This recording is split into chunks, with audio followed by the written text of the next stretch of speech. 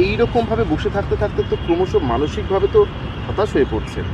একদম মানসিকভাবে হতাশ না, শুধু মানসিকভাবে না, শারীরিকভাবেও হতাশ হয়ে পড়ছি আমরা। মানে শারীরিক অনেকেই কন্ডিশন খারাপ হয়ে গেছে, এইমাত্র আপনি বাড়িতে দেখলেন।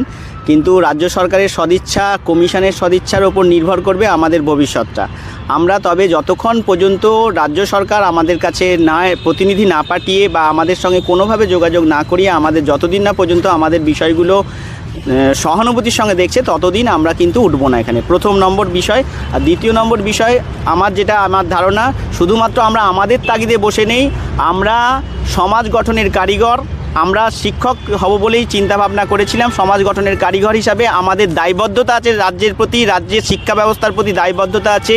এই কারণেই আমরা কিন্তু এখানে এসে অন্ততপক্ষে শিক্ষাটাকে বাঁচানোর উদ্দেশ্যে এবং তার সঙ্গে সঙ্গে আমাদের রুটি রোজগারের উদ্দেশ্যে আমরা কিন্তু এখানে আসছি। এবং সেই কারণেই আমরা সরকারের কাছে আবেদন করছি এবং কমিশনকে বলছি, আপনাদের গাফিলতি কেন আমরা স্বীকার করব? আমরা স্বীকার করব না।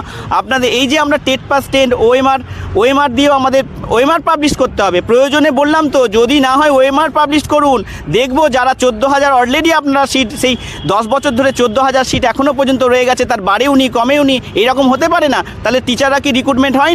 তাহলে ইনভিজিবল কি টিচার হয়ে সব পড়াচ্ছে নাকি, না সিভিক দিয়ে পড়ানো হচ্ছে? আমরা তো বুঝতে পারছি না। বা প্যারা টিচার হিসেবে পড়ানো হচ্ছে, আমরা তো বুঝতে পারছি না। তাহলে আমরা এরপরে আমরা কিন্তু ওএমআর দাবি করব যে ওএমআর প্রকাশ করা হোক, এটা আমাদের দাবি থাকবে। যতদিন যদি ওএমআর যদি প্রকাশ করতে ওনারা না চান তো, এবং আমাদের যতদিন এখান থেকে ওটাতে না চান, ততদিন কিন্তু আমরা ছাড়বো না। প্রয়োজনে ওএমআর প্রকাশ করতে হবে। প্রয়োজন তরুণ মাইতি।